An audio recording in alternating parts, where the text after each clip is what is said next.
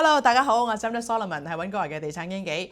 今次嘅3月份 market update 咧，除咗同大家睇下最新嘅3月份數據之外咧，仲會同大家睇下咧2025年第一季溫哥華市場嘅地產表現啦。跟住我哋會睇下第二季嘅走向會係點啦。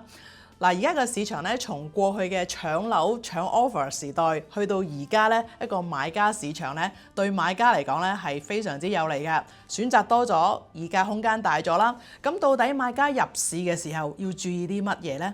咁如果你係一個 seller， 想喺而家呢個時間去放售你嘅物業，又應該點樣去部署呢？喺今個 video 咧，我都會同大家咧一一咧探討一下嘅。當然啦，我亦都會同大家分享一下咧我喺地產市場見到嘅第一手資料㗎。如果你仲未 subscribe 我嘅 channel 嘅話咧，而家就撳一撳訂閱嗰個掣啦。如果你覺得我呢個 video 係幫到你嘅話咧，撳個 like 同埋 share 我嘅 video 俾你嘅朋友啊！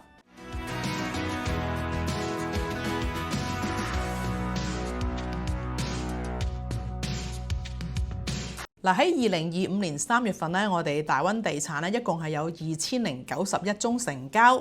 咁呢個數字咧喺對比起過去5年嘅3月份裏邊咧，我哋嘅成交數字咧係最低㗎啦。咁而比起2021年3月份5700幾宗成交咧，我哋足足咧係跌咗咧60%有多㗎啦。咁呢個數字咧就可以反映到俾大家知道咧，而家個市場咧到底咧係有幾慢啦。好啦，跟住我哋再睇翻嗰個總放盤量啦。咁喺3月份咧，我哋一共咧就係有14546間咧喺個市場度放緊盤嘅。再睇下基準價啦，1199000蚊。咁相對地咧，呢個基準價咧係穩定㗎。好啦，成交對放盤比例咧就係14.9%啦。咁呢個咧係一個好整體嘅一個數字啦。咁呢個數字係咩意思咧？就係反映咧嗰個樓價嘅穩定性㗎。咁14.9%咧，即係話大概咧每7個屋咧就有一個放得出啦。咁呢個咧亦都係代表咧嗰個樓價咧係穩定㗎。如果咧呢個percentage 咧係低過12% 咧，就即係話咧樓價咧係有下跌嘅可能性、下跌嘅空間㗎。如果係超過20咧，就即係話咧個樓價咧係會有上升嘅走勢啦。大家睇數據嘅時候咧，有一樣嘢咧要留意嘅。咁我哋就係要睇下咧總成交量同埋嗰個總放盤數量。喺3月份咧，我哋放盤數量係14500幾個啦，係咪？成交咧就係2091宗。咁我哋要睇下啦，到底我哋用幾多時間去消化晒而家市場上面嘅盤咧？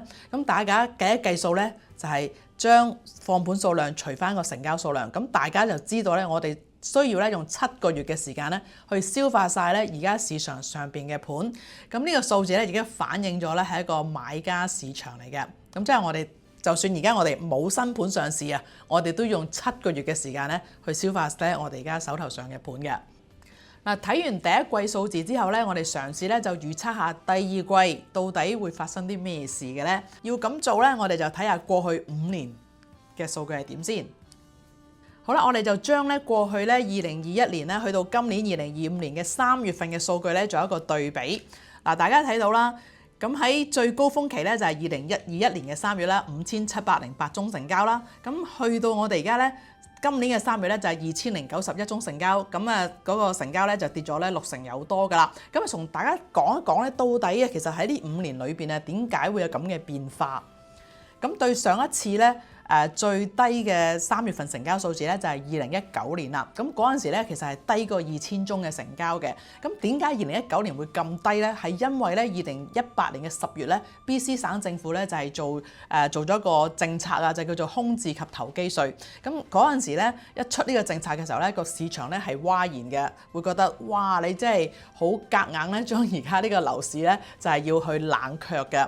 咁同埋當時咧亦都係針對咧一啲海外買家啦，同埋一啲已經買咗物業但係喺呢度咧冇身份嘅一啲嘅業主啦。咁所以咧2019年嗰個3月份嘅數字咧亦都係偏低。咁市場咧就係需要咧即係去調整啦，同埋消化一下咧呢個嘅政策㗎。咁呢啲咧都係個人為嘅措施啦，係咪一個政策市啦？咁跟住咧就係去到Covid 啦、疫情啦。咁大家睇到啦，2021咧同埋2022年咧個市咧亦都係非常之暢旺㗎。咁即係話就算人為嘅因素影響之下咧，其實個市咧都係反彈翻嚟嘅。咁我哋而家再睇翻啦，去到2023、2024咧，其實個市咧都係落緊嘅，因為你經過2年一個咁活躍嘅一個市咧，咁調整咧亦都係好正常嘅。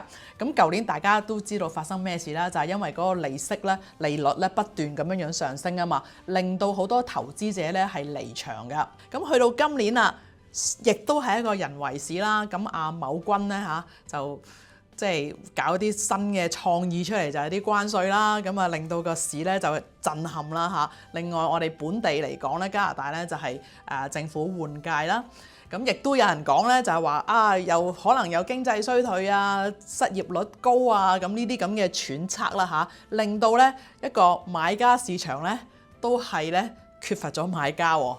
啲買家咧都稍為咧係遲疑咗，睇下睇定啲啦，而家係咪入市好時機咧？咁呢樣嘢咧陣間會同大家講嘅。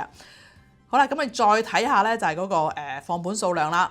嗱喺過去5年裏邊咧，我哋而家咧個市場咧係最多存貨、最多盤賣嘅時間嚟嘅。咁大家睇下啦，最低咧就係2022年啦，得7000幾個盤啦。嗰陣時咧就係咧搶 offer 咧好熾熱，同埋咩？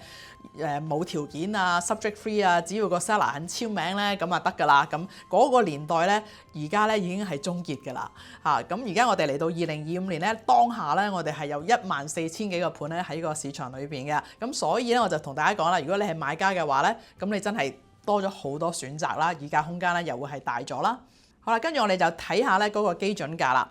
嗱，基準價咧，我會話咧其實相對地咧係好穩定㗎，除咗係2022年嗰個高峰期去到130幾萬之外咧，其實咧我哋過去嗰5年嘅基準價咧，相對地咧都係穩定嘅。咁如果係撇除咗一啲人為因素啊、政策之外咧，其實我就覺得溫哥華個地產市場咧係唔係話一個大上大落嘅市咯。咁除咗2022年啦，好啦，跟住我哋再睇下咧就係嗰個成交對放盤嘅比例啦。咁之前都同大家講過啦，呢個數據係攞嚟做咩嘅咧？就係咧去決定嗰個價格嘅走勢，同埋到底係一個咩類型嘅市場，買家市場啊，定係一個賣家市場？咁大家睇下過去5年嘅變化咧，你就知道啦。喺2021年、2022年咧，呢啲咧絕對係一個極端嘅賣家市場，係啦。咁即係話搶 offer 嘅年代啦。咁你諗下啦，去到60幾56%，基本上咧你個盤咧一放出嚟咧，第二日咧就已經咧收到 offer 㗎啦。咁去到今年啦，2025年啦，又點嘅情況咧？咁我哋綜合咧呢個成交對放盤嘅比例咧就係14.9%，咁好明顯咧就係一個買家市場啦。咁而個價格咧相對咧亦都係咧會係穩定嘅，因為佢未去到咧或者係12%。如果去到12%嘅話咧，咁即係話咧嗰個價格咧係有下跌嘅趨勢。咁再睇下啦，如果你係一個買家咧嘅時候，你就會諗啦，咦到底我嘅 budget 都 OK 嘅，我到底買咩類型嘅物業會好啲咧？咁嗱睇下個數據咧，其實咧。townhouse 或者duplex 咧係相對地咧係比較保值嘅。咁你睇下啦，佢嘅跌幅咧其實咧都冇咁多啦，係咪？咁condo 咧就係16.2啦。咁所以其實呢兩類型咧就係構成咗咧我哋而家成交嘅好主要嘅一個物業種類啦。咁大部分嘅成交咧都係 townhouse。同埋係 condo 嘅。咁至於 house 嚟講咧，成交咧係非常之少啊，相對地咧係非常之少，而且因為咧佢嗰個成交對放盤比例咧係10.3%，係咪？咁亦即係話 house 嘅價錢係會有下跌嘅趨勢啦。嗱，咁咧數據咧就睇完啦，咁啊同大家傾下咧，而家買家入市咧要注意啲乜嘢咧？我會話咧，你首先你一定要準備好你自己先，你係咪 ready 咧？因為而家係個買家市場，選擇亦都多啦。如果你未 ready 好嘅話咧，其實咧你有好大可能咧就係錯失咗好多筍盤啦。好啦，咁到底其實有咩要準備咧？嗱，買樓咧就唔使講，梗係要講錢啦，係咪？咁你到底係攞咗你個mortgage 嘅批核未咧？同銀行傾咗未咧？你嘅首期準備好未咧？啲錢係咪已經喺加拿大咧？咁種種咧呢啲嘢咧都係非常之重要嘅，因為當你揾到一個筍盤嘅時候，但係你呢啲錢啊未 ready 好嘅時候咧，咁你就會損失咗個機會啦。好啦，咁第二樣嘢咧就係話你要知道咧你自己要乜嘢，你到底係想買樓啊，定係買 townhouse 啦，甚至係一個 house 咧，你一定要好清楚買邊區啦。如果你有小朋友嘅話，你係使唔使轉校呢？嚟緊會唔會想換一間新嘅學校呢？或者係個校網啊點樣去選擇啦？你嘅工作啦，你平時嗰個生活嗰個模式啊，附近交通嘅配套咧，呢啲嘢所有嘢咧，你都要咧係好了解㗎。嗱，仲有嘅咧就係嗰個議價方式啦。咁好多買家就覺得，喂，而家係買家市場喎，我要出嚟去揾筍盤喎，係咪人哋嗌100萬咁我就劈價佢80萬呢？咁樣樣咁咧就唔係咁樣樣嘅個市場嚇，因為咧而家咧雖然係一個買家市場啦，咁但係咧有好多時候咧嗰啲業主咧未必咧肯咧賤平賤賤咧咁樣賣出去㗎。咁 that's why 咧我哋市場上咧有14000幾個盤係咪？咁如果佢哋真係咁樣劈價賣嘅時候咧，咁相信我哋都會賣得好快嘅呢啲盤。咁因為咧其實而家市場咧實際上係好多買家喺度揾緊樓，喺度睇緊樓㗎。咁一個好嘅盤、靚嘅盤咧，其實咧係會有好多人咧係想買得到嘅。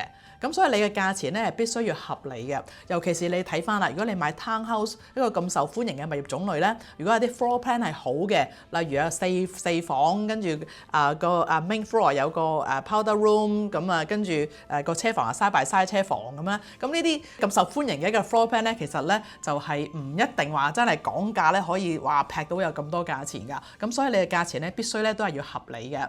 係啦，咁到底咩叫做價錢合理咧？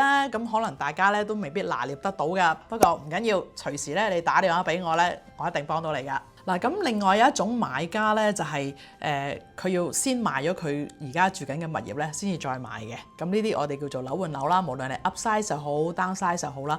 咁呢類型嘅朋友咧，你喺嗰個時間嗰個處理咧係好緊要㗎，因為你都唔想搬2次屋㗎嘛，係咪？咁所以咧喺個時間嗰邊咧，嗰個銜接咧要做得好好嘅。咁尤其是咧而家喺個買家市場啦，咁到底你要嗌咩價錢先至可以一個合理嘅時間賣出你嘅物業，跟住你就可以咧進入呢個買家市場咧，係對你最有利咧。咁呢樣嘢咧，我哋咧就係需要咧坐低咧慢慢傾嘅。咁但係有一個 tips 可以俾大家嘅咧，就係話喺個交易嘅過程裏邊咧，其實我哋有好多種咧做法咧可以處理嘅。例如延長個成交期啦，又或者 complete 咗賣咗我間屋先，然之後咧就向嗰個新嘅買家咧就租翻轉頭，可能租翻1個月啦，租翻2個月，等我有時間咧去買樓啦，同埋去搬屋啊咁樣嘅。咁所以其實咧有好多策略咧可以做嘅。咁如果你係呢類型嘅朋友，要賣咗個物業再買嘅話咧，咁歡迎咧你咧隨時打電話俾我啦，咁我哋可以做個單對單嘅會談啦。咁喺過去嗰1個月咧，其實我都好忙嘅。咁忙係睇樓啦、showing 啦、listing 啦、open house 啦。咁有啲朋友咧都特登咧嚟我嘅 open house 咧度揾我喎、探我喎。咁好多謝大家啦。咁我都見到好多新嘅朋友啦。